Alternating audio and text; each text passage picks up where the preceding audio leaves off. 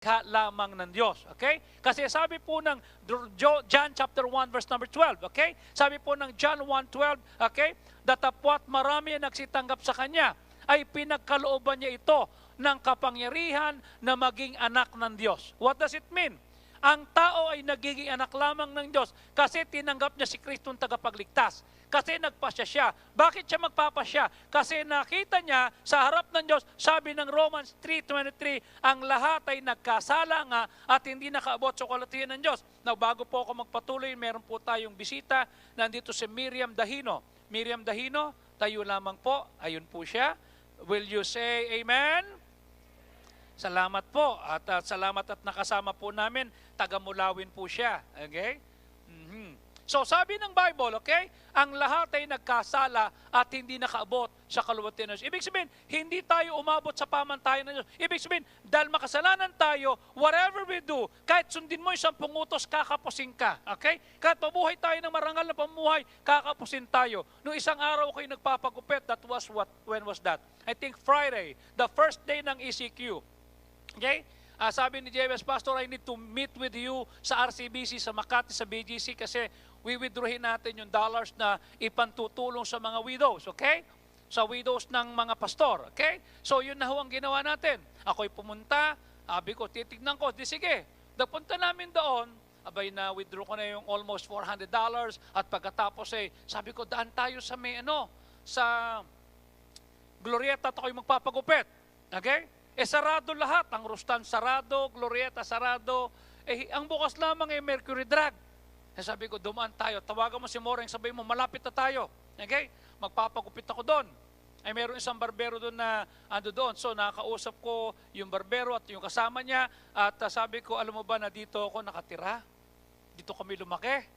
Ito'y ganito sitwasyon. At inukwento ko doon sa kanto, ando doon yung mga tropa namin, doon yung mga barkada namin, kami mga pasaway dito sa bangkal, kami walang ginagalang, kanya lang nung may mangyaring, nung si Resty na baril diyan, kami nagtakbuhan, diyan sa may tulay na yan, nandiyan dyan yung simbahan, okay? Andiyan dyan. Sabi namin kay Pastor, i-Bible study mo kami, kasi talagang pasaway Pag may nagnanakaw, kami ang hinahanap, yung leader namin, nagalit na yung si Kuya Rolly, yung pulis, sabi niya, talagang pasaway kayo dito. Binaril niya. Yung isa sa mga leader, ayun gagawin namin. Walang tropang didikit sa iyo pagka gano'n na. Nagtakbuhan kami at nagtalilisan kami, nagkunya-kanyang lakad at parang wala nang kakilala. Who you? Bakit? Sabi ko, talagang titirahin tayo at pasaway tayo pagka kami, sabi ko, yung talibapa na yan, diyan kami nandudukot ng mga pananim at yung sa kantong-kanto niyan, hindi pa ganyan yan. Bakery yan. Lahat ng aming kinakaing pretzel ay inuusog ni Namoreng yung iskaparate at dumudukot kami ng mga pagkain. You see, habang nakatambay. So kami nagpabaptize noong 1983 sa church. Nagsimba na, nagbasa na ng Bible, nagbago na, talagang turn around, okay? Pero noong 1985, somebody asked me kung ikaw ba'y mamamatay, ikaw ba'y 100% sure na pupunta sa langit? Sabi ko, ako'y nagbabasa na ng Bible, nagsisimba na, kumakanta na, kasama na sa choir, pero hindi ko kayang sagutin kung ako nga'y pupunta sa langit. At that day, that night, at 8 o'clock in the evening, February 10, 1985, doon ko naintindihan na ako'y makasalanan, ako'y hiwalay sa Diyos, kagaya na sinabi ng Romans 6:23, okay? Ang kabayaran ng kasalanan ay kamatayan. Ibig sabihin, ang tayo namatay hindi dahil nagka-COVID, hindi siya dahil sa nabaril o nasagasaan, nahulog sa hagdanan, pumutok ang ulo o naatake, no. Kundi dahil sa ito'y kabayaran ng kasalanan. Whatever manner of death, mamamatay tayo, it's inevitable, hindi natin pwedeng takasan to. Ang tanong lang ito, pag ikaw ba'y namatay, are you 100% sure of going to heaven? Okay? So kinakailangan tanggapin natin yung regalo. Anong regalo? Eternal life through Jesus Christ our Lord. Bakit po? Bakit siya nagregalo? Kasi hindi mo pwedeng pagtrabahuhan yung regalo. Pag ikaw ay nagtrabaho, okay, ang kapalit niyan ng trabaho mo, hindi regalo ang tawag. Ang tawag doon ay sweldo. Tama? Pag ikaw na may nanalo, kagaya ni Pitesio, kagaya ni Marcial, kagaya ni Paalam, kagaya ni Heidelin, okay? Ang natanggap nila ay hindi regalo, ang natanggap nila ay premyo. Tama? Kasi ang premyo pinapanalunan, so you don't win eternal life. You don't work for eternal life.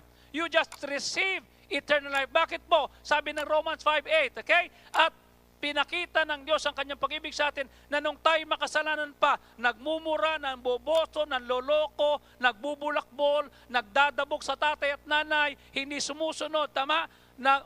Gumagawa ng kalokohan. Anong sabi ng Diyos? Minahal tayo at hindi lang siya nagmahal at namatay siya para sa atin. You see? Nung makita ko namatay si Junior 7, namatay si Resty, kaming mga tropa, nagtakbuhan kami. Anong tropa-tropa? Uwi! Okay? Takbuhan! Bakit? Pambihirang manok, buhay na ito Okay? Pero si Kristo sa kabila ng katuwanan, alam niya ang sikreto natin, minahal tayo at pagkatapos hindi lang minahal, namatay para sa atin. So anong dapat natin gawin?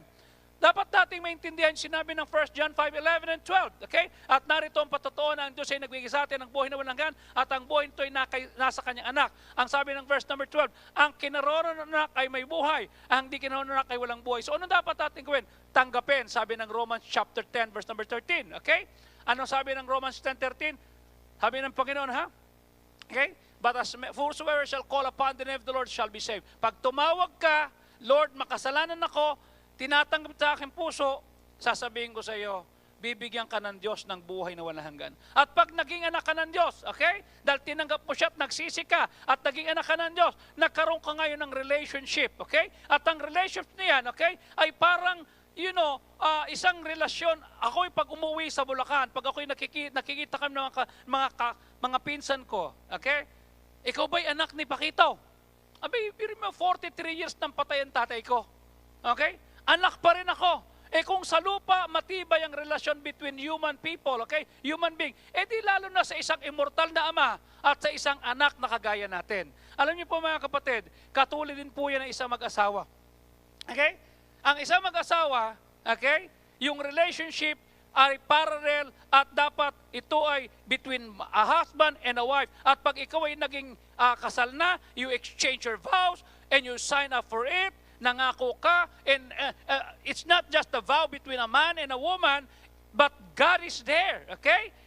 So, dapat makita natin when we pledge our faithfulness to remain pure and faithful to the one woman and the one man for the rest of life, that's heavy. Kanya nga po mga kapatid, if vowing faithfulness to one person is heavy, di lalo na sa Diyos, tama?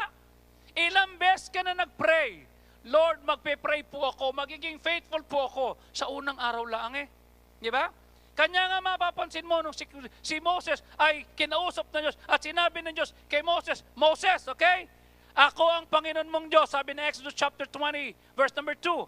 At ako ang naglabas sa iyo mula sa lupay ng Egypt at mula sa house of bondage, okay? Ikaw ay alipin.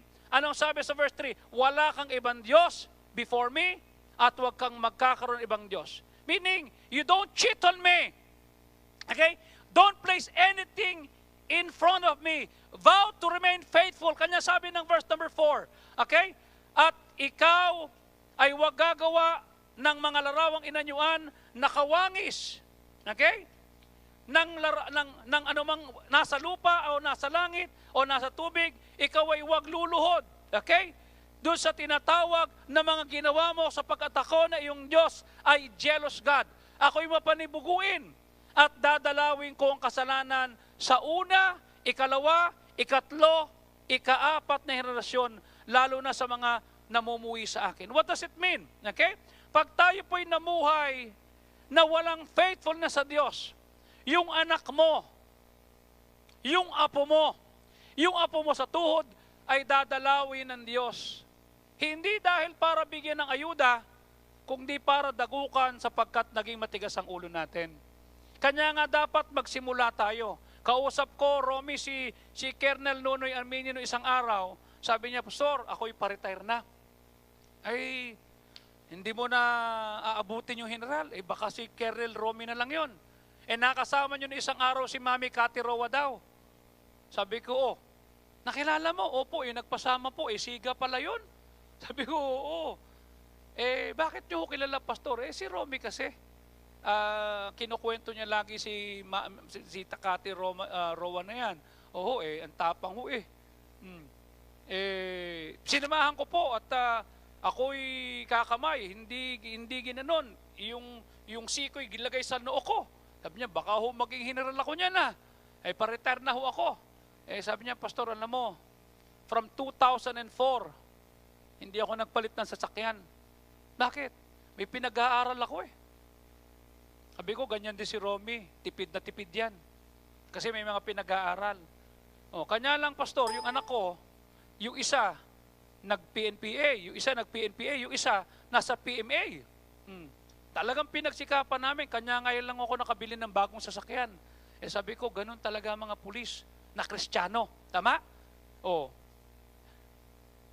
Nagsisikap ng kalamang anak ay mapabuti, mapag-aral. Sabi niya, isipin mo kung magkano ang tuition fee na babayaran ko. Kanya natutuwa naman ako sa mga anak mo kasi pag nakikita rin ako, pag may mga pagtitipon sa MBBE, nakikita ko masikap. Bakit? Hindi lang kasi sila'y naligtas, kundi nagpapatuloy sa Panginoon, okay? At hindi lang nagpapatuloy, tinutulungan ka. Isipin mo, yung kanyang isang anak na lalaki nasa PMA. At ngayon dinalaw nga daw niya. Yung pangalawa, na-assign na sa Cagayan de Oro, yung isa naman nasa Pangasinan. Mga opisyal, 2 tenyente na. Okay? Nakagraduate sa PNPA. Sabi ko, mainam. Sabi ko, intayin mo ako si Romy. Okay? Intayin mo yung mga anak. Pasunod din yan. Bakit? Kasi natututo sila Okay? Imagine sabi ko kay Noy, alam mo, tatapatin kita. Sabi mo kanina, marahil hindi ka na magiging general. It's just okay. Bakit? Kasi Pastor, lateral lang po ako. No. Listen to me. Okay? Sa Old Testament, sa Joshua, okay? Naroroon ng mga Israelita, yung mga Levita. Sabi ng Diyos kay Joshua, tumuwid kayo ng Red Sea. So bit-bit na mga Israelita, na mga Levita, na mga Levite, yung Ark of the Covenant, at sila'y lumusong sa Red Sea, nabasa ang paa, lumusong, nabasa ang tuhod, lumusong, umabot hanggang bewang, lumusong hanggang dibdib. Okay? Habang sila'y patuloy na lumulusong, okay? Pagdating sa kalagitnaan ng ilog, ng tinatawag na Jordan River, okay?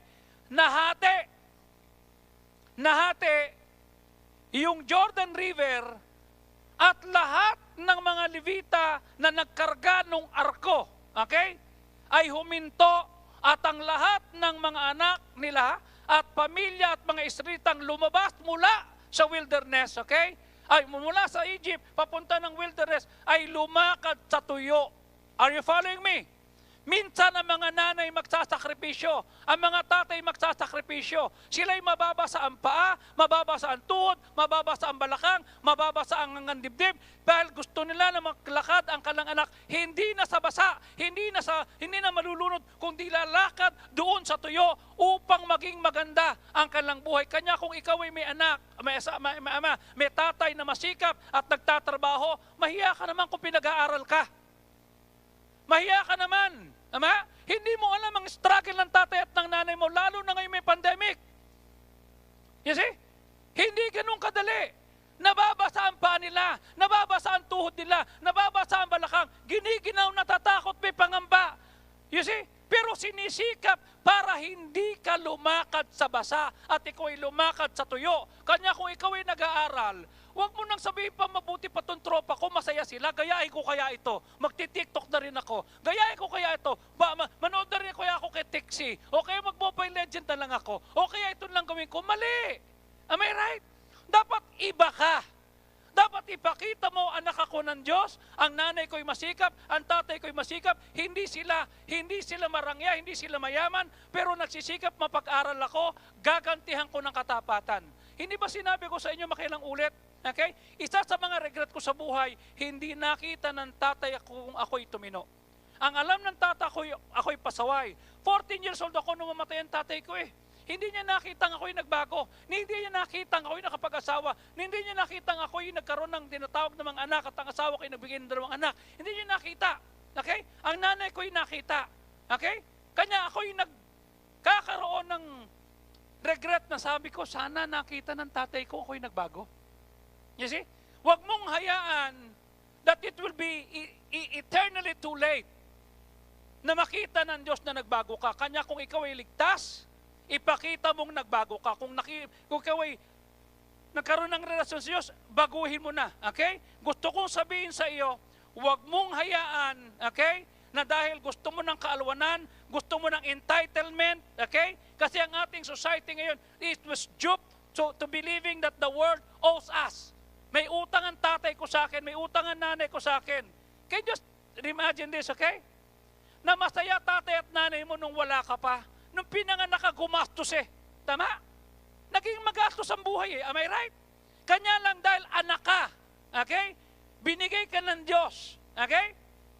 Minahal ka nila. Yung isusubo nila, ibibigay pa sa iyo. Tama? Yung dapat na sana'y ibibili ng kaalwanan, hindi ginawa para mabigyan ka ng magandang kinabukasan, tapos balahura ka, tapos pabaya ka, tapos pa'y nag-aaral ka, puro ka back subject. Di ba? Anong sabi ko sa inyo, nakakaya sa nanay ko? Kasi nung ako'y high school, pasaway. Mula first year hanggang second year, third year, fourth year, alam ko na ang tatay ko'y namatay, alam ko na ang tatay ko'y wala na. Okay? Hindi ba ako nag-aral? Not until I got saved. Kanya kung halimbawang ligtas ka, kung ikaw ay tinanggap mo na si Kristo at nagkaroon ka na ng relasyon sa Kanya, dapat iba na ang level mo. Okay? I'm not asking you na maging cum laude ka. Kung kailangan, kung pwede, di sige. I'm not asking na maging valedictorian ka. Am I right? I'm asking that you should be the best version of you. Ang kalaban mo, hindi ka kalakase. Ang kalaban mo, sarili mo. Sino ka last year at sino ka ngayon? You know what I'm saying? Ang kalaban mo, gaano ang performance mo last year at anong performance mo ngayon? Ano ang itinuturo sa iyo ng Diyos? I may not see you walking on the stage, receiving the most number of awards. You may not be like that. But I'm asking is that you should be the best version of yourself. Dapat makita na nag-improve ka, nagbago ka. Tama? Kasi ligtas ka. Kasi anak ka ng Diyos. Kasi binago ka. Okay? Walang entitlement. Okay? Para bang ang mundo'y may utang sa'yo na kailangan maganda yung buhay mo, dapat maganda yung asawa mo, dapat maganda yung kalusugan mo, pag merong hindi naging maganda, magtatampo ka, magsisira ka ng buhay. Eh, loko-loko ka pala eh. Who gives you that sense of entitlement? Am I right? Eh kung yung nanay at tatay mo ay nagsisikap at naghihirap para mabigyan ka ng magandang kinabukasan, di lalo natin gawin yan. Okay? Tatandaan niyo po mga kapatid. The Lord relentlessly pursue you because He infinitely love you. When anything other than God sits at the peak of your desire, okay? Halimbawa sa pagnanasa mo, gusto ko nito, gusto ko ng magandang bahay, magandang sitwasyon, okay? I want sexual pleasure. You want it? I want paid vacations in my life. At hindi na ang Diyos, eh ba'y malulugmo ka dyan? Okay? Huwag mong ilalagay, okay, ang isang kabigatan sa buhay mo that only God can bear. Kanya nga sinasabi, di ba, except the Lord build the house. Tama? Huwag kang mangangarap na magkaroon ng jowa, me and my jowa, Pag wala ang Diyos, wala talaga yan. Eh kung yun ngang meron ka ng asawa na dinala mo sa Panginoon, okay? Minsan ayaw pang sumunod, ayaw pang magpa-dedicate, ayaw pang gawin, ang dami pang kaartihan. Am I right? Eh yung wala pa sa Panginoon, okay? Huwag. Don't place a weight. Huwag kang maglalagay ng kabigatan na hindi mo kayang buhatin na ang Diyos lamang ang pwedeng magbigay. Kanya nga sabi ko sa inyo, di ba? Ito yung mga katanungan na magre-reveal ng ultimate desire mo. Di ba? Anong tanong ko sa inyo noong una? What thoughts occupy your mind when you have nothing else to think about? Di ba? Anong iniisip mo? Pag wala ka ng ginagawa, pag patulog ka na, okay? Pagka ikaw ay nagpapahinga, okay?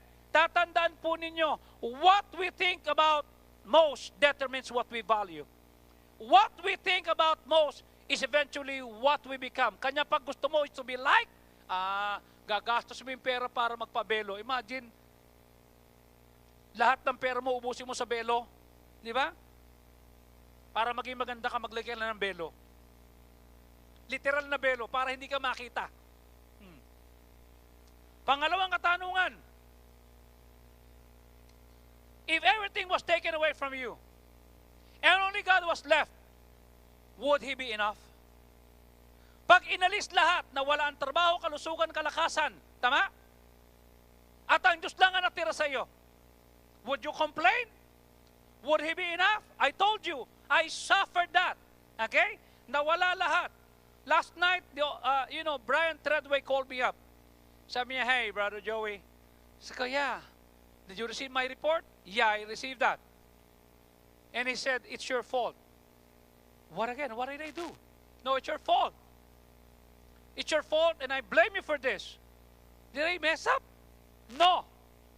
You should be the one leading David Wood Ministry, not me. You should be here in America. You should be the one leading this, not me. Because you turn it down, you don't want to accept it. Now it's me leading it and I'm doing it. It's a hard, tough job. I said, yeah. You're the man. You are the man. It's not for me, Brian. I'm flattered that you want me to be there. But I cannot be there. I choose to stay. Imagine, in my darkest moment, pinahiya ako, nawala lahat. The offer came to me in 2014. Would you lead David Wood Ministry? I was in Atlanta, Georgia.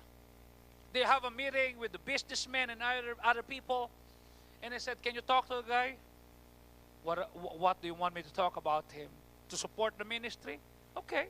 So kinausap ko yung businessman. Sabi ko, hi, I'm Joey Sauco from the Philippines and I'm part of David Wood Ministries. And I would like you to know that, we're reaching people. And I know that you're a businessman. You're a Christian businessman, right? Yeah. And I'm so worried about America right now because, the influx of the Mexican from Mexico, of course, are coming in across the border and they're filling up every states and they will bring their own culture and they will no longer, respect the Star-Spangled Banner. They will not respect the amendments and everything because they were going to bring it. Unless the Lord changed their heart. What do you mean? We're starting a church, a Mexican church, to be led by, Brother Adam here. Is a Mexican who got saved, was trained, and if you will be a partner with us, we will help you reach your goal because you're a patriotic one, right? Yeah, I love my country. Now, if you will partner with us, we will reach that Mexican who will not go back to their country. Okay? What do you want me to do? Support the ministry. How much support? It's up to you. What do you want? What God laid upon your heart. Is $5,000 enough? Per month? Yeah, 5 months. Dave, our friend here wants to support your ministry for $5,000 a month for 2 years. Will that be okay? Sabi ng mga board members, we like this guy. He knows how to talk. So, no, we just have free talking. Then they were having some restructuring. They said, what do we want to figure out here? What do you want to accomplish? We would like to make David Wood Ministries be, resurfaced and be, to be introduced to a lot of churches. Okay. Why don't we put it this way? David Wood Ministries will provide you a model that will inspire you, a mentor that will coach you, a friend that will stick with you, and a partner that will, that will make you a better person. Alam mo, all of them are in agreement. Sabi nila, why don't you stay here? That was 2014. At the peak of my problem. I have nothing but God. Everything was taken away, but not my relationship. Ginamit ko yung pagkakadapa ko, ginamit ko yung kapalpakan ko, yung aking, humiliation to increase my capacity to be more close to God, to be more intimate with God, to tell God I cannot do it alone. I need you. You're my very present help in time of trouble. You're the one that will help me be back again. Kanya pagka nagkaroon ng ganitong klase ng pandemya, may nakasakit, may nawalan ng trabaho, meron nagkagulo, nasunugan ka pa, may bagyo pa, huwag ka mangamba because God will always be enough. God will always be enough. Naranasan ko eh. Imagine sasabihin ni Pastor Benny sa mga pastor na kasama namin, look at Joey. You know what happened to him 2015? He lost everything, but look what he is right now. Not because I have money, no. Because I always assured myself that my God is always enough. Hindi ka tumatayo, hindi ka nagiging malakas kasi may tatay ka, may nanay ka. Paano pag tinanggal ng Diyos yan? Paano pag wala ka ng trabaho? Imagine na wala ang 85% ng staff ko, 2015, and then 2016 naging model status ang school. How can you explain that if there is no God? You see? How can you explain that our church is being sustained? We're thriving. We're not surviving. We're thriving. Will God be enough? May masisirang sasakyan. May mawasak na pintuan. Magkakaroon ng strained relationship. May magkakasakit. May magwi-wheelchair. May atakihin. May mawawala. Okay? Hindi ka isusustain ng amiga mo kahit close pa kayo. Titigil magbigay ng cake yan. Pero ang tanong, would God be enough? Am I right? Pag inalis ba yan, would God be enough? Do you believe that God is faithful? But is He enough for you? Kung enough siya, bakit balisa ka? Bakit taranta ka? Tama? Wag. God will always be enough. Naging faithful siya sa iyo nung bago ka ma-save. Naging faithful siya sa iyo nung na-save ka. Naging faithful sa iyo nung lumalago ka sa pananampalataya. Naging faithful siya sa iyo nung pumalpa ka. Faithful pa rin siya sa iyo nung lumalago ka. Compare your life now, 20 years ago, 10 years ago, last month, or 2 months ago. Mas malago ka, mas malapit ka, mas matino ka, mas maayos ka, mas prayerful ka ngayon. Will He not be enough for you now? Right? Eh kung nung 20, 38 years ago, pasaway ako eh. Lumalago ako eh. Tumitibay ako eh. I'm not that prayerful. I don't read my Bible. Eh ngayon pa ba naman I read my Bible 4 times a year? Ngayon pa ba naman ang pinagpipray ko kayong lahat? Samantha, I need to ask, kasi pag pinagpipray ko yung nanay mo, Samantha and nanay niya, I need to ask your first name. Kasi pag pinagpray ko Samantha, andun yung pangalan at nanay niya. Okay? Tommy, I'm praying for you and Joy. Andun ka sa prayer diary ko. Okay? I'm praying for everybody that became a part of our church ministry. I'm praying for every family, for every father, for every son and daughter. Pati biyenan mo pinagpipray ko every single day. Okay? I use this pandemic to be more close, to be more intimate with God. Not to increase my worry, no. Because my God is always enough. You see? God is faithful. At may pagkakataon susubukan ka. Okay? We have been warned that the Philippines has been ranked the most disaster-prone countries on earth. You see? Disaster-prone tayo eh. May mawawasak, may mawawala, may guguho sa tabi ng river, may masisirang bahay. Pag nangyari sa atin yan, at ang natiray ang Diyos lamang, would God be enough? In this 2 weeks time na magkakaroon ng lockdown, okay? Nung makita ko sarado Luxdustan, sarado ang Glorieta, sarado ang malalaking establishmento, walang dine-in, iniisip ko yung nagtatrabaho, iniisip ko yung naghuhugas ng plato, iniisip ko yung nagbabantay, yung gwardya, iniisip ko yung mga pamilyang umaasa. Sa 2 weeks time, 210 billion ang malulugi sa Pilipinas.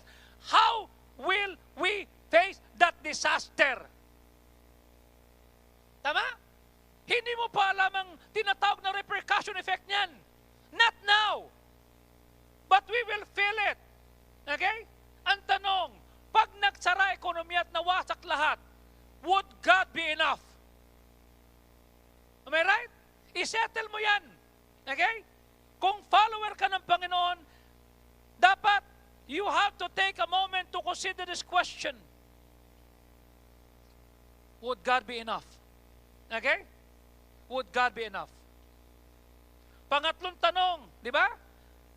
Who or what triggers worry, anxiety, or depression? Sino ang nagbibigay sa iyo ng worry, anxiety, at depression? Tama? Ano ang mga bagay na yan? Di ba sinabi ko sa inyo? Sabi mo, gusto kong pumunta na kung saan. Tatakbo na lang ako, lalayas na lang ako para walang worry. Para wala na akong anxiety, wala na akong depression. Ang tanong, saan yan? Tama? Saang lugar? Isipin mo, disaster prone ng Pilipinas. I'm just quoting what Philippine Star is saying. Are you following me? Saan ka pupunta sa Pilipinas? Kanya dapat, you run to Him when you're depressed.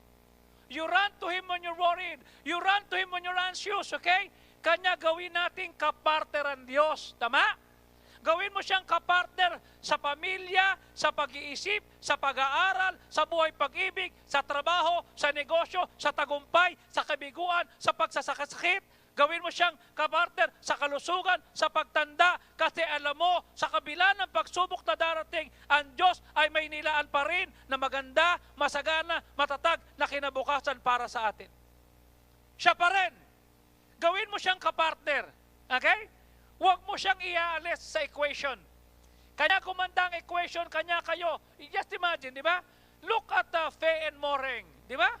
Look at, your relationship. Bakit kayo nagpapatuloy? Tama? Bakit? Kasi ginawa mong kapartner ang Diyos eh. You know what I'm saying? Nung Thursday, I was in a wedding ceremony. Try to imagine what the devil is trying to do to me. Tumayo si Pastor Fajardo. Lumakad. Nadapa. Tinakbo ko. Pagtakbo ko, nakita ko naman si Ellen. Okay? Gumugulong simultaneously. Anong gagawin mo? Yung pastor mo na 70 years old, nadapa, aalalayan mo. Pag alalay mo, nakita mo asawa mo, gumugulong kasi inusog niya yung silya niya. Yung simbahan ay second floor. Inusog niya yung kanyang sahig ay TNG. Alam mo yung TNG? Yung kahoy. Butas. Pag uusog ni Ellen, na-shoot yung chair, yung paa ng chair sa butas, siya'y gumulong. Okay? Talagang split seconds. Nasalo ko si pastor. Pero hindi naman ako si Lastic man na magaganon ko yung kamay ko. Hindi naman ako si Kagamboy. O si Spider-Man na gaganunin ko. Sana. Gumulong ang asawa ko. Tayo kami. Sabi ko, okay ka lang. Yeah, I'm okay. Tumalbog lang ako.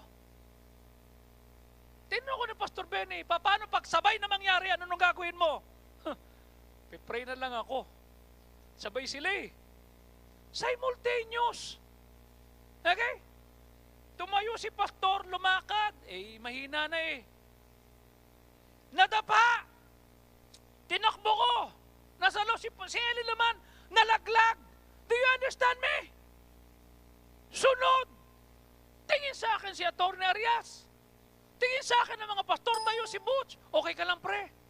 Sabi ko, paborito ko ng Diablo talaga. Are you following me? Sabi sa akin ni Pepat, tsaka ni ni Pastor Benny, paano pag sabay nangyari? Ano gagawin mo? Sabay sila. Pamimiliin ka, sino? Luluhod na lang ako, hingi ako ng tulong kay Mama Mary. Natawa eh. Pero that time, I was asking, Sabi nga ni Doc Charlie, ano yan? Demonic attack sa'yo yan, Pastor. Demonic attack yan. Ito yan. Alam mo naman si Doc Charlie, ano yan? Pastor ng E-Space. Oo. Ang daming alam niyan. Ito ho yung mga yan. Ito. Ko, yes, Charlie, akong bahala. Okay? Just imagine. Kitang-kita ko si Pastor madadapa, si Ellen gumulong. Siguro ginano ng Diablo itong dalawa. Tignan ko si Joy nung gagawin. But in all of those things, I praise God.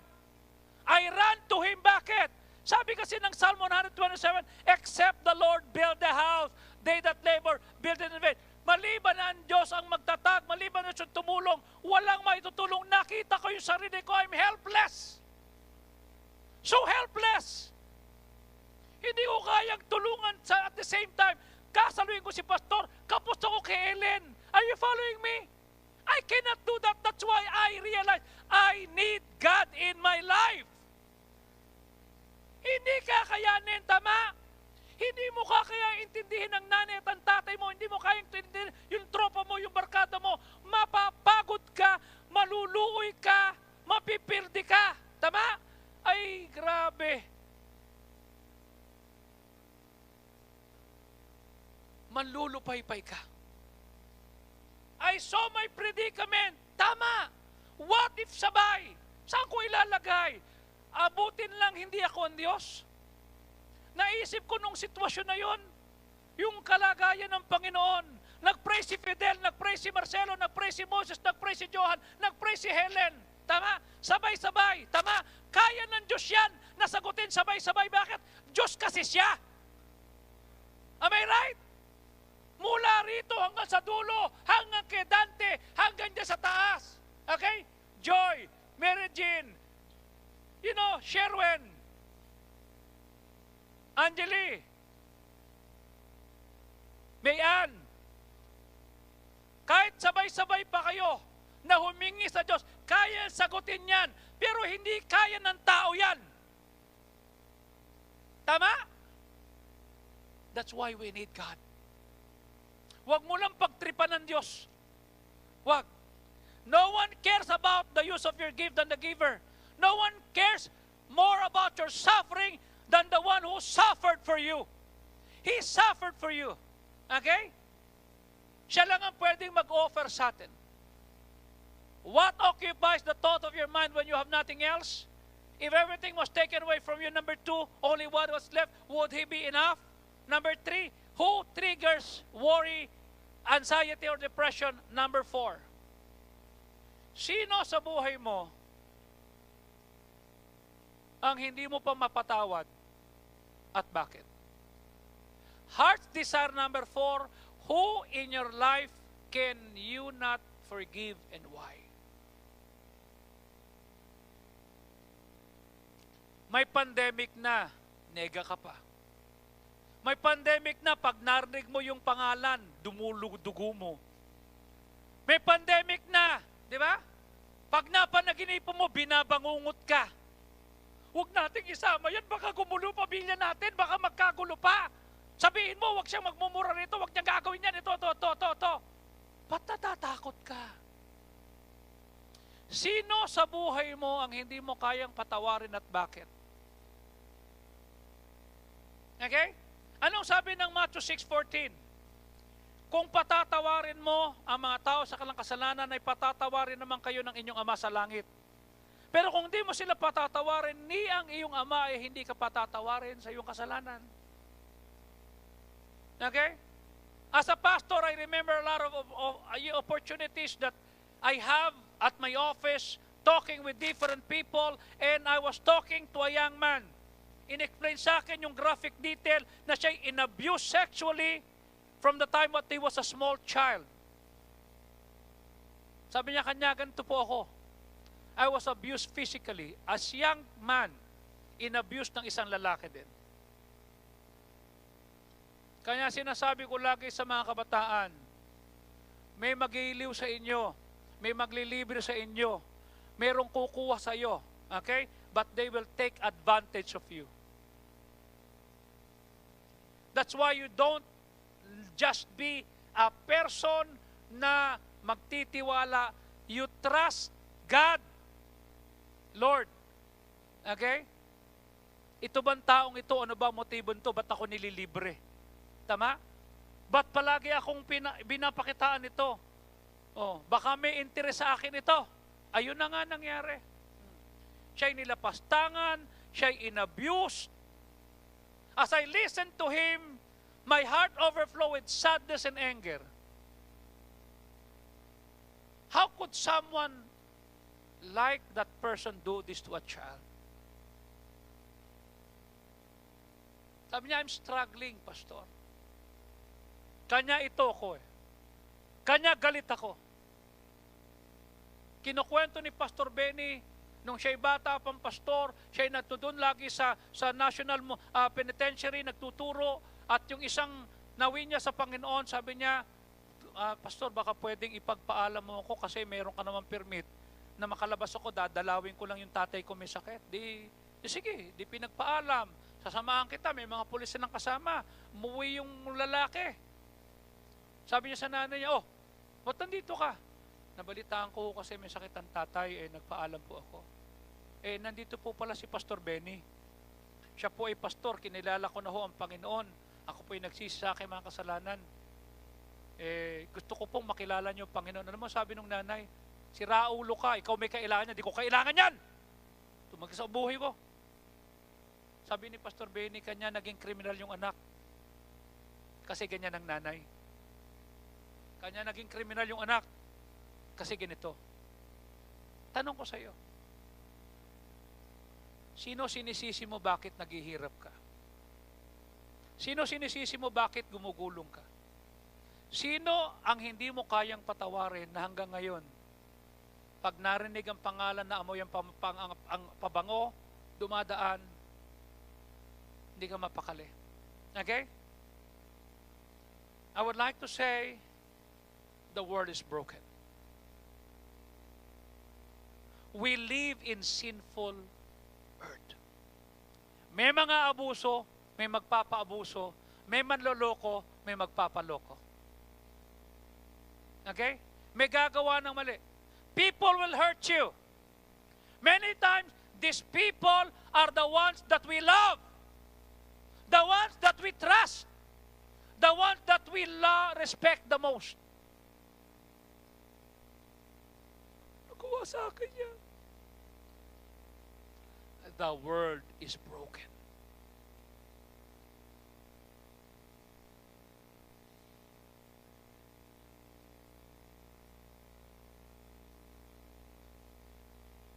Pag nasasaktan ka na, when you're hurting, you have to decide, will I forgive or harbor animosity and bitterness?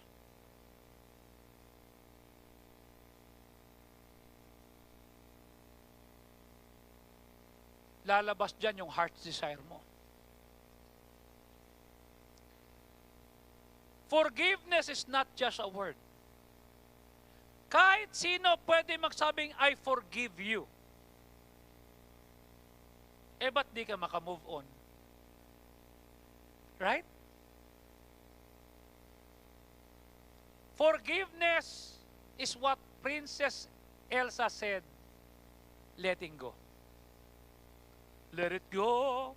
Let it go. Yan mo na. Letting go of the false power that comes with refusing to forgive. Itaga mo sa boto, hindi ko kayang patawarin yan. Kung alam mo lang ang pinagdaanan ko, kung alam mo lang ginawa sa akin, kung paano ko hiniha. I was the most humiliated person. I was the most ostracized. Pinagtulungan ako. But I learned to forgive and I learned to let go. One time, sabi ni Rene, Pastor, andyan po si JR. Yeah, I expect him. Patutuloyin ko mo ba? Oo naman. Sino yun?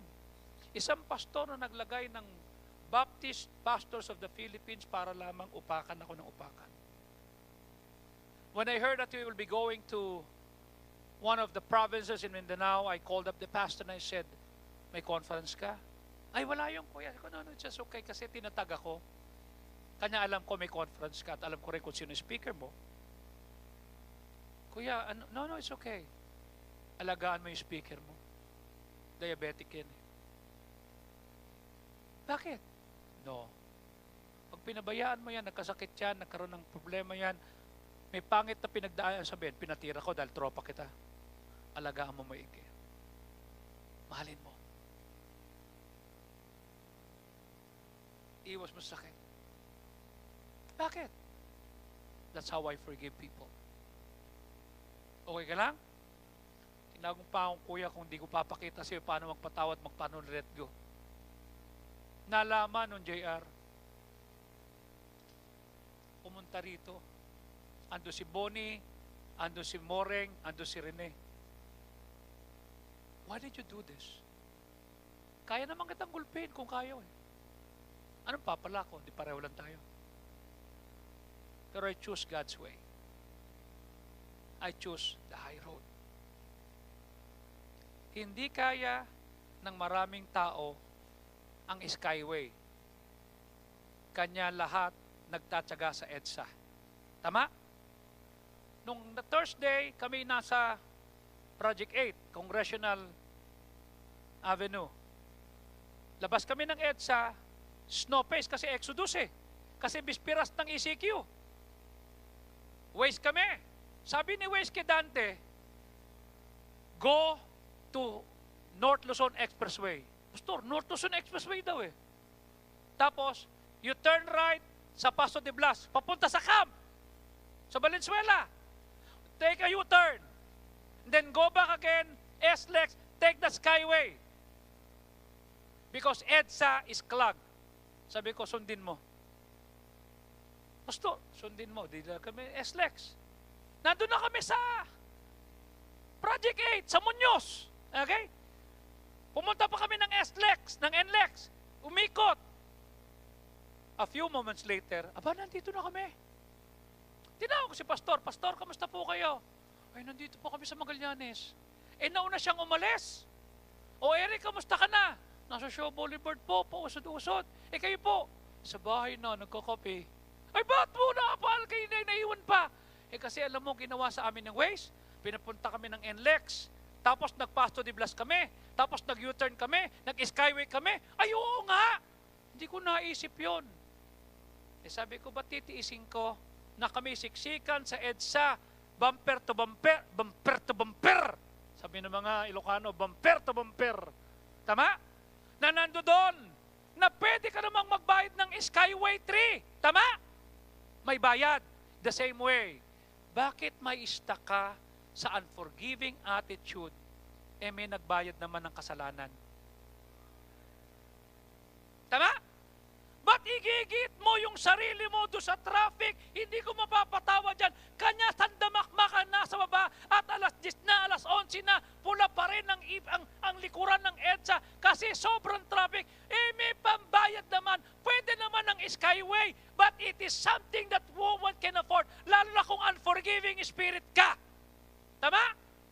Hindi ko siya mapapatawad.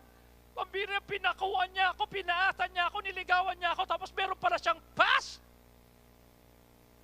May humahabol-habol pa. Manggugulo-gulo pa. Ah, ang sakit! Traffic yan. Ubos oras mo dyan, tama? May Skyway. God's way. Am I right? Letting go of bitterness and animosity. This is essential for those who love God. Okay? Pakawalan mo na. Ligtas ka naman eh. Tama? Kung ikaw nga gusto mong patawarin, ba't di mo kayang patawarin yung gumawa ng mali sa iyo? Am I right? Imagine, we lost all the money that we have. I lost all the stuff that I have. I lost all the people that are close to me. But I let them go. I will not allow animosity and bitterness to eat me and kill me softly. With that attitude, I will not. Bakit? God is enough. My God is enough. And I trust Him. And I know that He can do much better. Hindi aalisin ng Diyos yung nangaasar sa akin. Hindi aalisin ng Diyos yung pain. Ang binabago niya, ako. Ako. Tatandaan mo, God is the author of forgiveness. Am I right? Kung siya ang author ng forgiveness, and if He is the most important relationship in your life, and you are more close to Him now, and you're more intimate now, you must be able to look at someone who hurt you and say, as Jesus did, Father, forgive them, for they do not know what they're doing.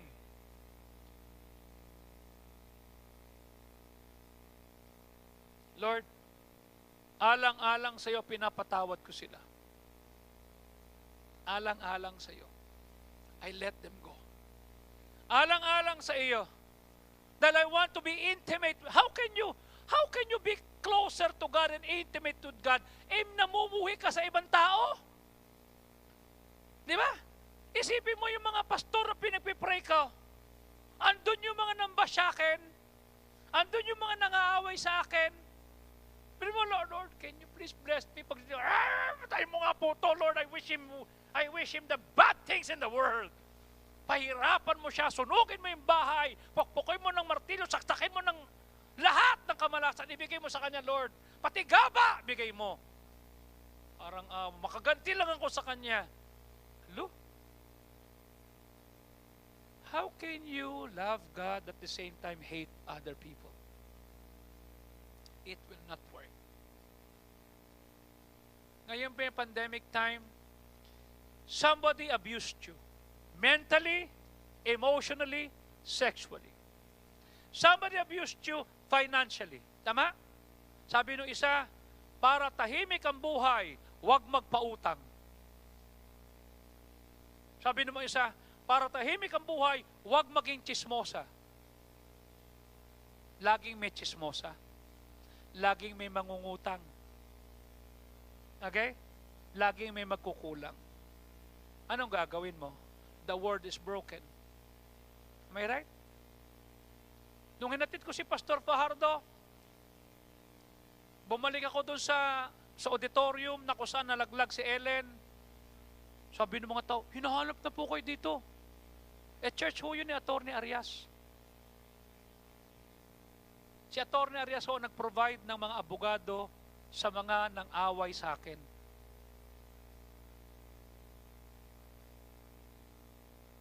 Sila po ang nagpayo kung anong dapat gawin sa akin.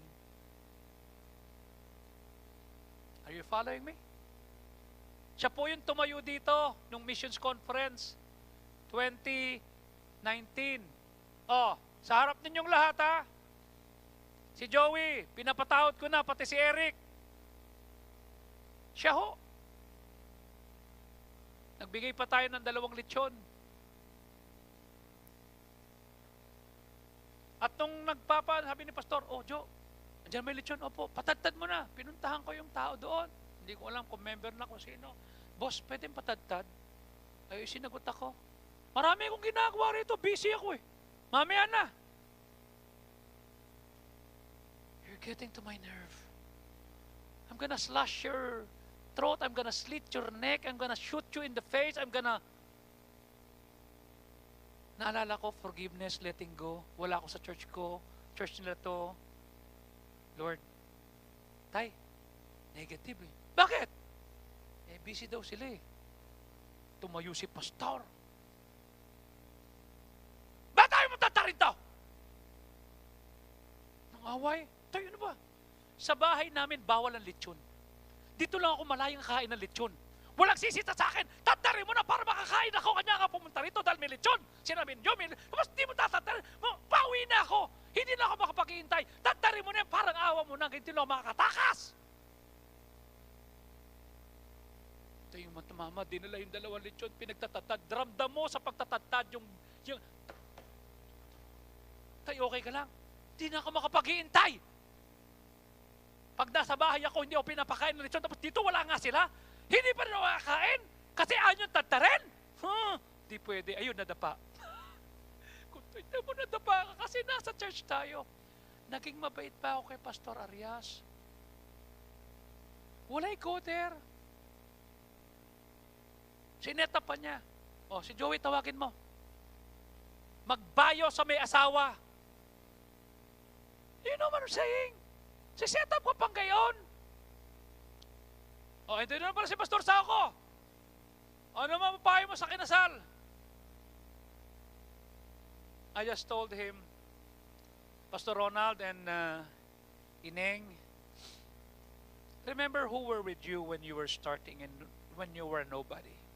Because along the way, you're gonna meet people that will admire you, you'll be fascinated. Don't be distracted. And ito, this is like what Pastor Edwin Tanas always say. Pag nagbabasketball ka, pag tumira ka, sometimes you shoot, make the shot, sometimes you miss, sometimes kapos. Tatlo lang ang pwede mong gawin sa basketball. Ma-shoot, kapusin, mamintes. Anong gagawin mo if you have most missed shots at kapos? What will you do? Rebound. Get the ball and shoot again until the final buzzer. Gayahin mo si Atty. Arias, 83 years old na. Sinabi niya kanina, wala nang pakinabang ang kanyang asawa kasi po nagka-Alzheimer. Sino ka? Ako si Mar, yung asawa mo. Asawa kita? Oo. Okay. Kanta tayo. Ito gawin natin. 83 na eh. Anong asahan mo? Sabi ko, gayahin nyo sila. Ngayon, 83 na, sila pa rin. Inaalagaan pa rin ni Atty. Mar, si Nanay Delia. Marami kayo example dito. Part of my letting go, I did not say any bad words to the people na nagdemanda sa akin. Na nagbigay ng abogado sa kalaban ko. You know what I'm saying? Di ba ikinuwento ko sa inyo? Sabi ni Pastor Butch kahapon kay Pastor Benny, alam mo Pastor, yung pumunta tayo sa Isabela, sabi mo doon sa isa, oy, sabi mo sa pastor mo ha, property ko yan! Pastor, nung paglabas noon, nagpunta ako doon, kasama ko si Butch, nakita ko yung pastor, ba nang makita ako, binato ko ng basahan sa muka, basahan sa muka, ba't naman ako binato ng basahan sa muka? Pambira ka, magsusumuka naman kay Benny. Sabi ko, yung problema niyo ni Pastor Benny, problema niyo, wala ako inalaman niyan, dinalaw na nga kita, binato pa ako ng basahan sa muka. Hiniya kami, hindi na nga ako pinapasok sa bahay, binato ko pa ng basahan. A few weeks later, andito siya, makikitulog. Sabi ni Japanodad, batuhin ko rin. Ba't mo, ano ba batuhin yan? Pastor yan. Sinabi ni Pastor Butch, sabi ko, Butch, huwag mo sasabihin sa mga anak ko, yung ginagawa namang pastor sa akin. Akin lang yon, wala silang kinalaman dyan. Nakitulog, pinalagaan. Sabi niya, oy, ano yung narinig ko mga tahol? Ay, mga aso po yun. Anong aso? Abay, Labrador po. That time, I have 18 puppies ng anak. Yung dalawang inahin. Pengi isa. Eh, ano ho yan? Binibenta po, may mga buyer na. Eh, pengi isa. Chap, bigay na lang natin. Dad, binato ka nga ng basahan sa mukha niyan, bibigyan mo. Hindi ba dapat patawarin, i-let go? Bigyan na lang natin na isa. Binigyan namin na isa. Hinatid sa Baliwag Transit para sumakay papuntang norte kasi taga Santiago City, Isabela. Di nilagay. Nilagay sa kahon yung aso, yung tuta. Yung tuta ay tumalon sa labas. Nasa gasaan ng kariton. Tumawag, Joey, po. Eh, yung tuta tumalon sa kahon. O, anong nangyari? Eh, nasa gasaan, nandito sa animal clinic. Ikaw na, tumubos ha? Ay, sige po. Tanong, nung binigay ko ba yung tuta, ako ba yung pinagpala? Amen? Tama? Nung namatay ba yung tuta, nawala ba yung blessing ko? Hindi. Siya. Tama? Siya nawalan. Bakit? Ultimo tuta ayaw sumama sa kanya. Pero ako, let go. Ako nagpatawad. Ako binigay ko. Are you following me? Tanong ko sa iyo, sino ang hindi mo kayang patawarin yun? Nang bato sa iyo ng basahan, nang hiya sa iyo, nag-sexual abuse, emotional abuse, or physical abuse, or mental abuse. Ikaw ay inape, chinismis, pinagtawanan. Bakit hindi mo mapatawad? If God is really number one in your life. Bakit? Diba?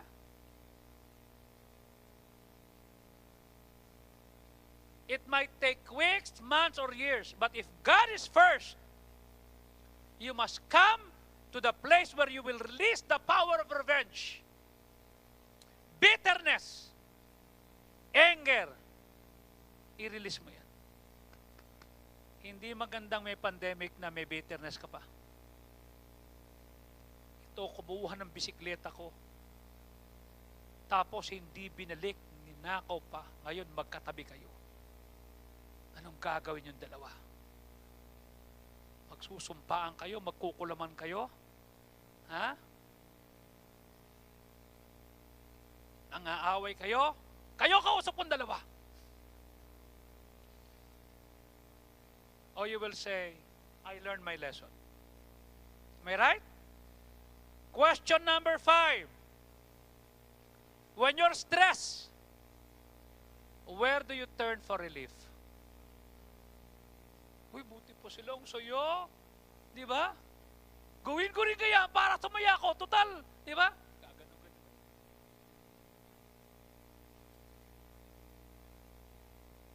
Uy, buti pa sila masaya. Inom na rin tayo. Uy, buti pa sila. Na-stress ako eh. Tara.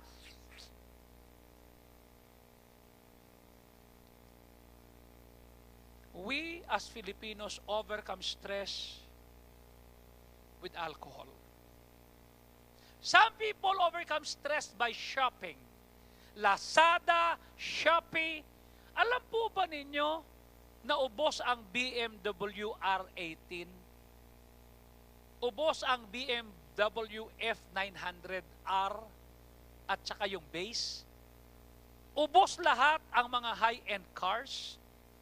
Because many Filipinos are so stressed they were not able to go out of the country for almost 1 year and 8 months. Nasabi nila, pagod na kami, hindi kami makagalaw, hindi kami makaalis, mamimili na lang kami kasi stress na kami. Hindi nyo ba alam na napakaraming bumibili ng Louis Vuitton na sapatos at bag at umu-order pa sila? And those are expensive things. Bakit? Kasi stress ako. Ang iba naman medication, ang iba naman sex, ang iba naman drugs, ang iba naman video games, ang iba naman si Trixie. Hi guys! O, pataasin pa natin yung tinatawag na viewers natin ha. Choo! Some of these medications are dangerous. Gagayahin ko, cool! Ganda nito! Di ba? But anytime your medication is not God, winawasak mo yung puso mo at ikaw ay walang makukuhang tulong kasi nobody can fill the void that only God can fill. To say it another way, the what or where you turn to relieve your stress is not important as the why. Alam mo sabi ng Diyos, Matthew 11:28, magsiparito kayong lahat sa akin, kayong stress na, kayong napapagod na, kayong nabibigatan na, kayong nabibigatan ng lubha, at akin kayong pagpapahingahin. Verse 29, pasan ninyo yung aking pamatok at matuto kayo sa akin sapagkat ako'y maamo, mapagkumbabang puso at masusumpangan nyo ang kapahingahan sa inyong kaluluwa. Verse number 30, ang aking pamatok ay madali at magaan ang aking pasan. You know what? Pag napapagod ka na sa daming demand sa trabaho, sa daming mga hinihingi sa iyo, saan ka pupunta? Shopee? Lazada? Drugs? Relationship? Naku po. talo ka dyan. Pag itong si Heidelin, si Petatio, si Neshti, si Paalam, at maging itong si Marcial ay hindi naging good sa kanilang tinanggap na pagpapala, bilang ka lang ng araw dyan, parang Rolando Navarrete yan. Am I right? Parang si Luisito Espinosa yan. Am I right? One day millionaire. Tapos mamaya wala na. Okay? Kasi bakit? Stress, pagod, hirap. No. Huwag kang pumunta sa retail therapy. Okay?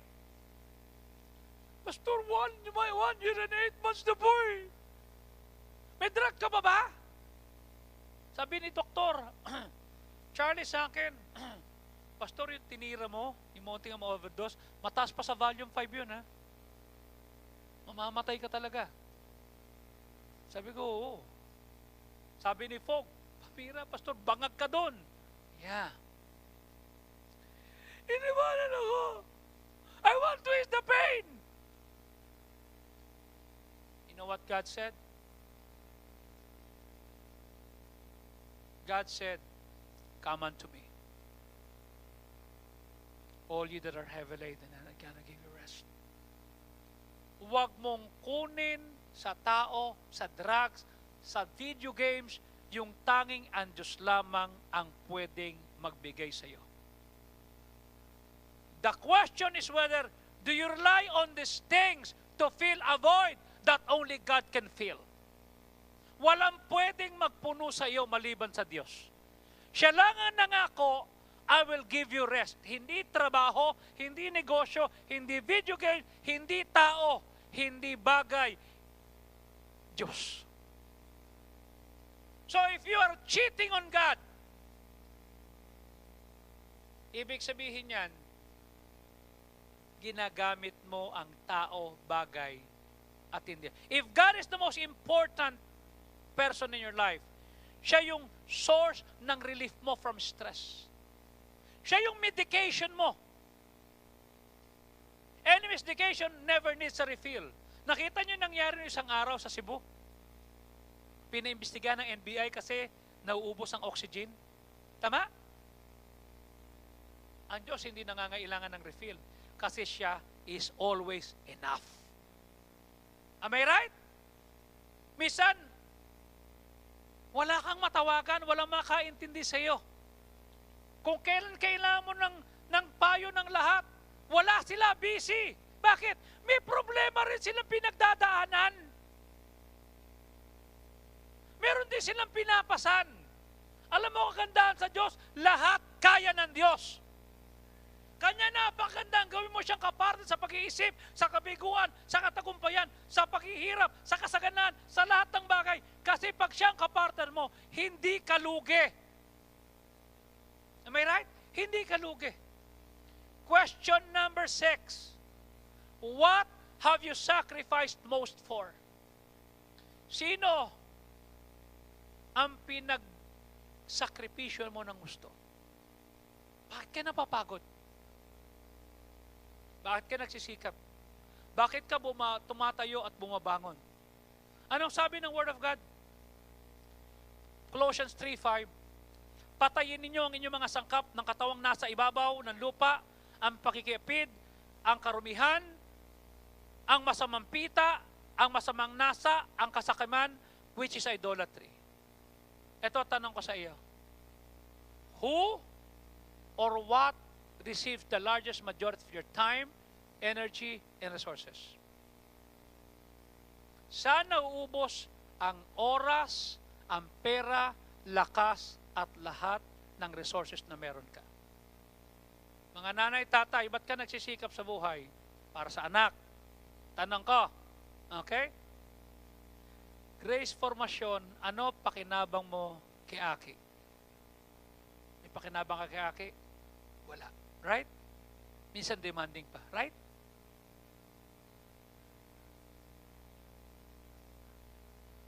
Pero nagsisikap ka. Tama? Nagsasakripisyo ka. Right? Ate Sita, naalala mo, lumalaki mga anak mo. Di ba? 3 yun. Tama? Kayo ni Kuya Rory, talagang sikap kayo. Tama? nung maliliit na yun, hindi naman kayo nakikinabang. Tama? Pero bumabangon ko pa rin. Tama, babes? Oh. Lisa, right? Ano pakinabang mo kay Judge?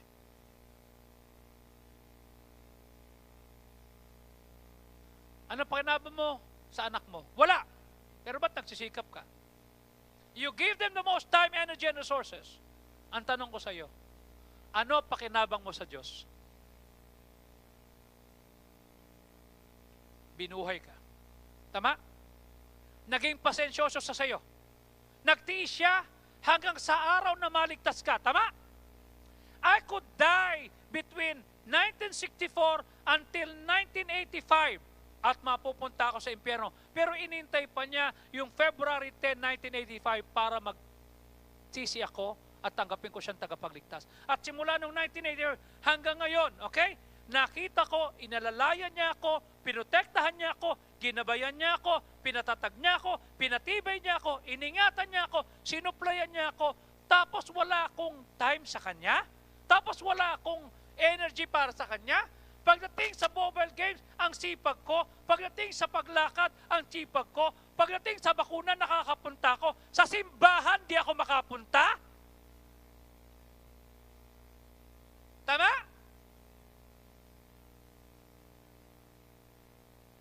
Pagdating sa ibang bagay, labas ang pera ko sa Diyos. Tama na yung tithe. Nagbigay na ako ng tithes eh. Sabi ko kay Ellen, ma, ayusin mo yung offerings ko. I'm gonna give 10% to Pastor Fajardo. Ayusin mo to. Simplihan mo na lang. I'll give instructions sa finance on what they will do. Okay? Imagine I'm giving 50% to missionaries. Oh. I'll give 10% to pastor. From my salary. Imagine from 1991 up to now, I'm giving 60%. Okay?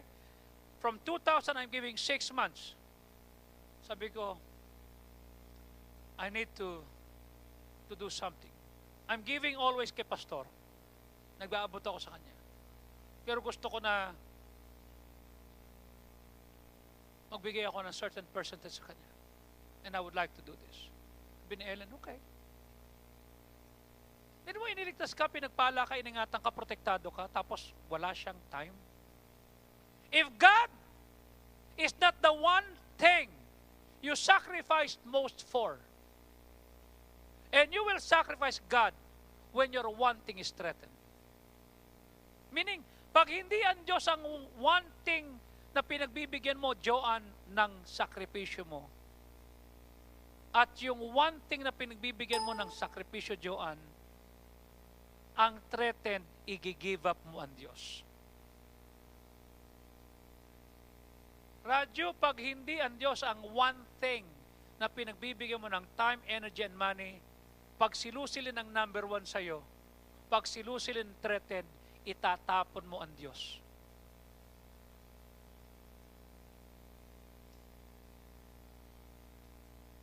Your ultimate desire is the one thing you sacrificed most for.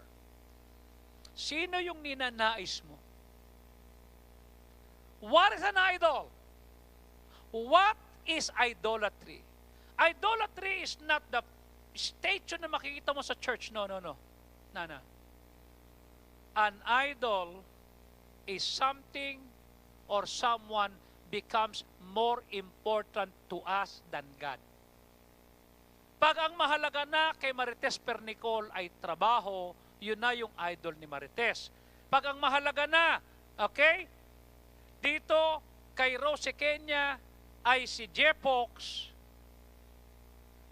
si Jepox ang idol niya. Pag ang mahalaga na kay Victor ay yung bike niya, yung bike na ang kanyang idol. Pag ang mahalaga na kay Malu ay apo niya na yung idol. Pag ang mahalaga na kay Jenny ay yung kanyang dental office, yung dental office na ang idol niya. Okay? Pwedeng trabaho, pamilya, bisyo. Saan nauubos ang energy, time, and resources mo. Even good thing can be an idol. Pag sila yung ultimate things, anything or anyone can become an idol pag binigyan natin sila ng value for that thing or person above sa binibigyan mo ng halaga sa Diyos. Okay? Pag idol, yumuyuko ka dyan. Tama? Yumuyuko ka, gumagalang ka. Anyone or anything that becomes more important to you than God becomes an idol. At lahat tayo meron dyan. Tanong, yung computer games, can it be an idol? Yes. Video games, pwede? TikTok, pwede?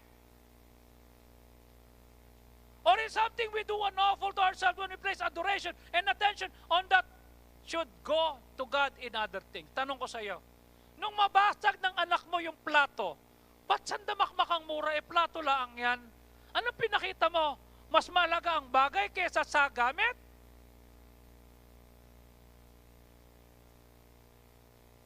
Ayan, nasira ang cellphone! Pinost pa, winasak ng anak ko cellphone. Kapal ng mukha, wala nang pakinabang. Hirap. Yun lang. When it comes to idolatry, the danger is not an item, it is in us. Okay? Sabi Tim Keller, an idol is anything more important to you than God. Anything that absorbs your heart and imagination more than God. Anything that you seek to give you what only God can give. Baka walang pa tayong trabaho, dito tayo, sundin natin to, ayos na yan. Pwede naman tayo magsimba, may ACQ eh. Yung bang safety mo mas importante sa Diyos kesa sa Diyos?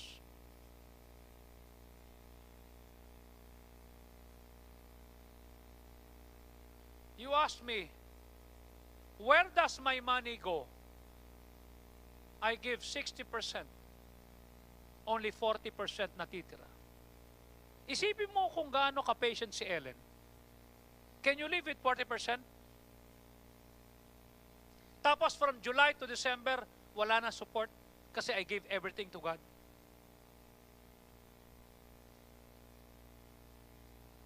Tapos meron pa akong 5 o 7,000 a week na binibigay above my offerings.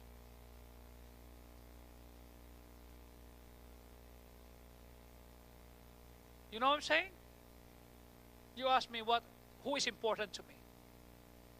Is my family or my God? My God.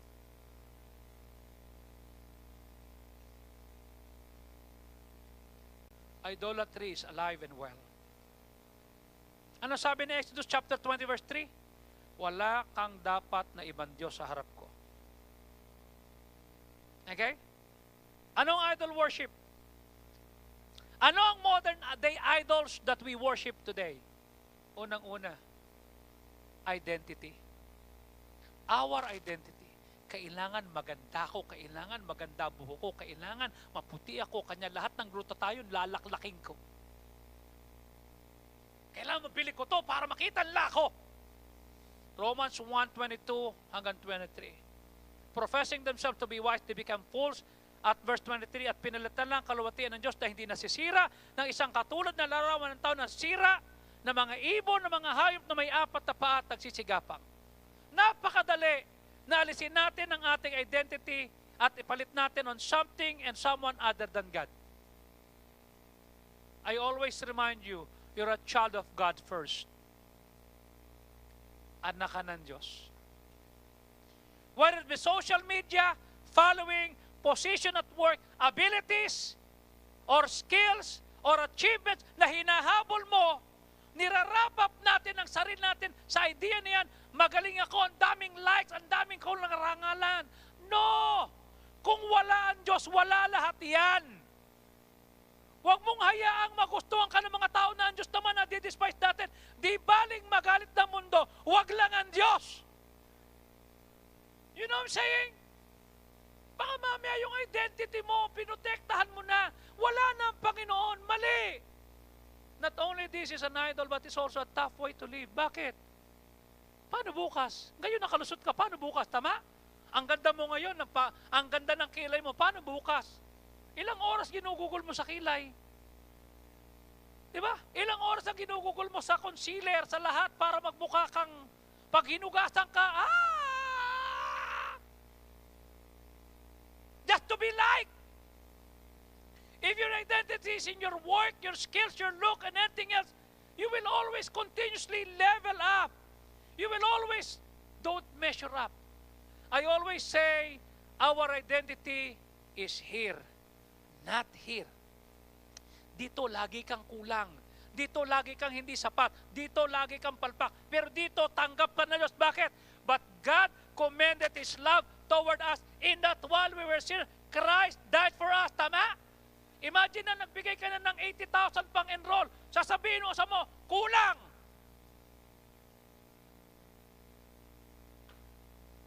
Ang dami mo nang binigay, kulang.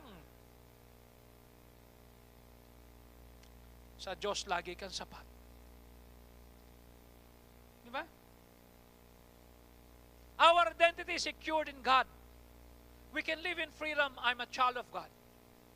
That's my identity. Not my work, not my identity, not what I have, but who I am with God. Dapat kapartner natin ng Diyos. Pangalawang idol natin, money and consumerism. Meaning, pag di ka nag-ingat, pera. Ano sabi ng 1 Timothy 6:17? Pagbilinan mo mga mayaman sa limutang to na huwag magsimagpataas sa mag-iisip, huwag umasa sa kayamanan di nananatili, kung sindi sa Diyos na nagbibigay ng sagana sa lahat ng bagay upang ating ikagalak. It doesn't matter if you have money or you're broke. Kung ang habol mo sa pera, ang pagkita ng pera, ang priority mo kesa sa Diyos, that's your idol. Maraming tao, pipila sa UV Express, aalis, pupunta, mapipila sa supermarket, pipila sa Talipapa, pipila para magpa-enroll. Okay? Pero hindi mo makita sa simbahan kasi takot daw magkaroon ng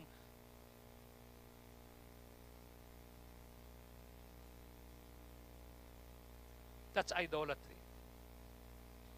Many people trust their money more than they trust God. Mabuto dollars, nakalagay sa dollars, di ba? In God ikaw sa pera ka naasa. Nawalan ako ng pera lahat.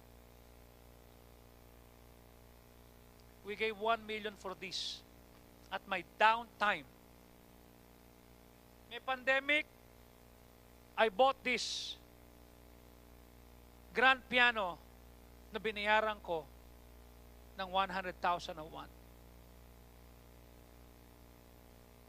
Do I trust money or do I trust God? Money is not bad. Money is a tool. Okay? Huwag mong ilagay ang pag-asa mo sa pera. Ilagay mo ang pag-asa mo sa Diyos. Pangalawa, entertainment. Pangatlo. Okay? Meaning, pagka naging idol mo yung entertainment, lahat ng Korean novela, kilala mo na kahit di ka marunong mag-Koreano. Kilala mo si BTS. Di ba? Kilala mo lahat. Lahat. Ano sabi ng Proverbs 21:17? He that loveth pleasure shall be a poor man, and he that loveth wine and all shall not be rich. Hindi kayayaman pag minahal mo ang alak. Pag mahal mo kalayawan, hindi kayayaman. We're obsessed by being entertained. Di ba? Netflix, video game, podcast. We love entertainment in all forms. Entertainment is not a bad thing. It can be a good thing. Pero pag nilagay mo yung lahat, yung time, energy, and resource mo dyan, talo ka. When our lives become more for entertainment and you chase it, kailangan meron din akong home theater sa bahay kasi gagayahin ko siya. Wag! Bahay mo barong-barong eh. Okay mo yung home theater? Eh di pagka lumakas ang tugtog na dug-dug-dug-dug, di warat yung bahay mo. Huwag kang gumaya. Tama? Your own will come to you. When all your life become all about the search for entertainment and the chase for the best experience, we can find it becomes an idol. Ito pa, pang-apat, sex. Sex outside marriage is a bad thing. It's a sin. Sex between two young people that are not married are committing sin.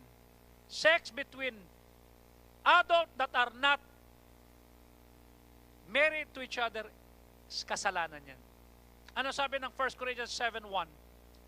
Tungkol sa mga bagay na isinulat sa inyo, mabuti sa lalaki na huwag humipo sa babae. Don't touch. Verse 2, datapat para huwag kang mahulog sa pakikipid. Have your own wife, and let every woman have her own husband. If it is not your wife, don't. If it is not your husband, don't. Verse 19, 9, kung hindi mo kayang pigilin, mag-asawa ka na lang. It is better to marry than to burn. Sabi ng pastor. Sabi ni pastor, mag-asawa na. Joshua, hindi ikaw yun. John Paul, hindi pa ikaw yun. Joy, hindi pa ikaw yan. Chari, hindi pa ikaw yan, ha?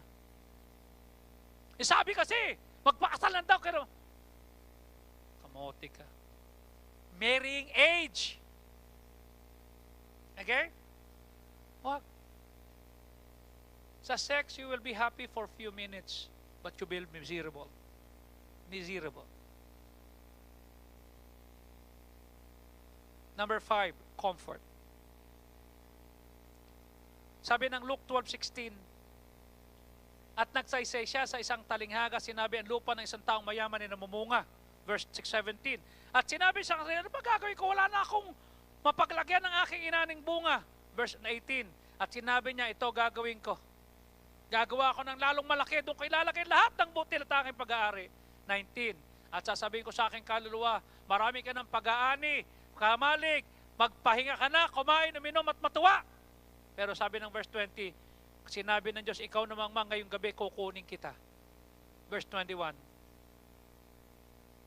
Ang sino mang nagpapakayaman sa kanyang sarili ay hindi mayaman sa Diyos. Regardless ng paghahabol mo ng tinatawag na comfort.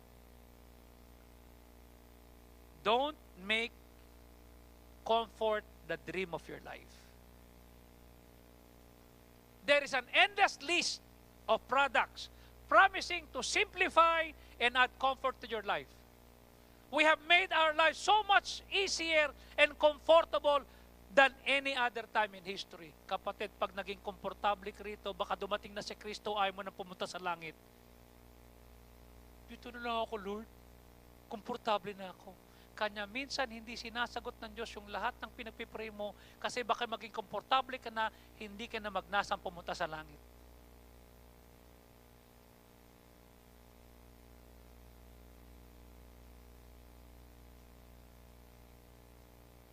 Alam mo, sabi ng Panginoon, whosoever will follow me, let him take up his cross and follow me. This world is not our home. Mapapagod ka. Ano pa yung naging karibal? Ano pa yung idol natin? Phone. Telepano. Sabi ng mga telepano. Pag naiwanan ng Bible, ay, okay lang yan. Pag naiwanan ng telepono, ay, yung telepono ko. Atan yung telepono ko, nakita nyo ba? Pag Bible, okay lang. Pag telepono, tarantang itlog. Tama? Ano sabi ng Ecclesiastes 2:10 and 11? And whatsoever ang mga ninasa na aking mata, hindi ko pinakit, hindi ko pinigil ang puso ko sa anumang kagalakan, sapagat nagagalak ang aking puso sa lahat ng aking ginagawa. Ito'y bahagi mula sa lahat ng gawain ko. Verse 11, at nang tignan ko at minastan ang lahat ng ginawa ko at ginawa ng kamay ko at gawain ng pinagsikapan, narito walang kabuluhan, nauwi sa wala, walang pakinabang sa ilalim ng araw. Mula po sa Generation Z hanggang Millennial Generation, mga kapatid, ang telepono ang sisikapang makuha. Walang problema sa social media. Walang problema sa telepono. Walang problema sa any form. Okay? The problem is not our phone, social media, the technology. The problem is what value we place on that. Ano halaga sa iyo ng telepono mo? When our lives revolve around how many likes we get. Ilan ang followers ko? If we cannot sit in silence for 5 minutes without refreshing our news feed, we might have an idol. Alam mo, pag nandun na ako sa binigay nyo sa aking isumi, wala akong hahawakan doon. Alam mo kung bakit? Na gadget, sasabog lahat yun eh. Not my time to read and pray. That's 1.5 hours. Minsan 2 hours ako doon just to pray. Wala kang hahawakan. Pag hinawakan ko yung gadget, sasabog. Humawak nga sa akin yung tao, makukuryente kami pareho eh. Anything that places the place of God in our lives, anything becomes more important an idol. Idol. When a good thing becomes the ultimate thing, ultimately it becomes a destructive thing in our lives. That's idolatry. What we should do with this list? Prayerfully evaluate your life. Make sure walang importante sa'yo maliban sa Diyos. Tanungin mo sarili mo, ano ang idol ko sa buhay? How do we know if something becomes an idol? Paano mo nalaman? 4 na tanong. Where do I spend my time? Where do I spend my money? Where do I get my joy? What's always on my mind? Pag nasagot mo itong 4 na to, screenshot mo para tanungin mo. Tanungin mo, saan naubos ang oras ko? TikTok. Saan naubos ang oras mo?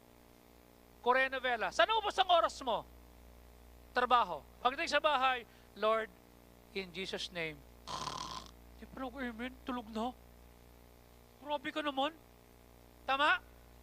Pero pagkikita ng pera, gising na siya, more! Where do I spend my time? Where do I spend my money? Where do I get my joy? What's always on my mind? Why don't you spend some time in prayer, asking, seeking, Lord, what is an idol in my life? What is an idol in my life? Alam mo kung bakit? Idol worship today might look different, but it still exists. Huwag mo nga hayaan anything or even a good thing aalisin ang Diyos sa buhay mo. Huwag trabaho, huwag negosyo, huwag anak, huwag pera. Dapat ang Diyos ang laging number 1 sa iyo. Bakit? If you sacrifice for more for status, fame, knowledge than you do na magkaroon ka ng intimate relationship sa Diyos, you will do anything to protect your status, your fame, your knowledge. Kahit na yung relationship mo, itatapon mo. My question is, what have you sacrificed for?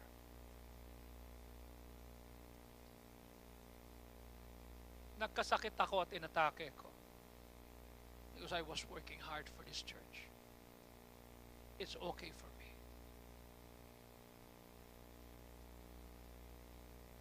I'm okay.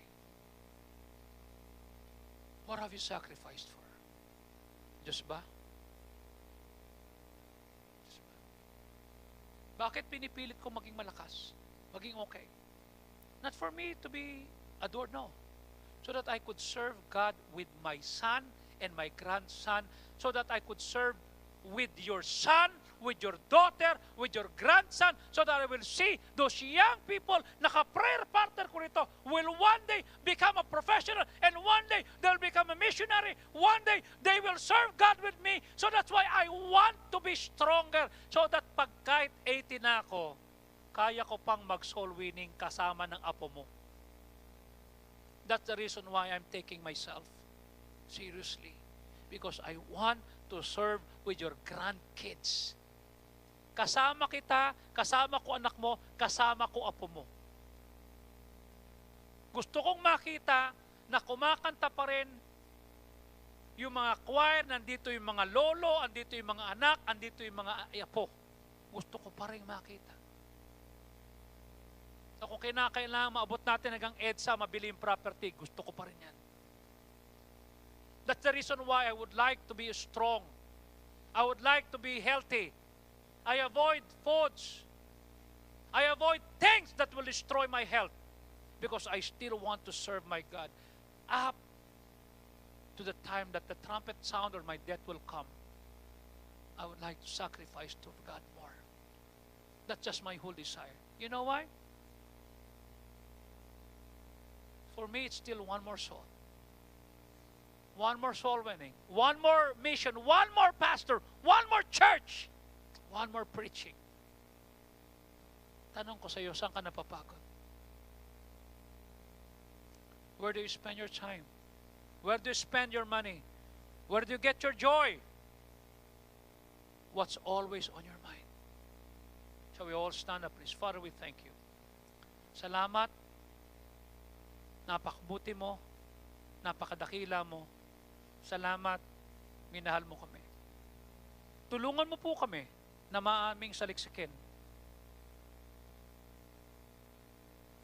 Sino ang di namin kayang patawarin? Saan kami tumutungo kapag kami na-stress at nahibibigatan? What have we sacrificed most for? Doon namin malalaman kung number one ka sa amin. Doon namin malaman kung kami faithful sa iyo o dinadaya ka namin. While heads are bowed, eyes are closed, no one is looking around. Will you come at the altar and say, Lord, help me to be faithful to you. Dito po sa altar. God bless you.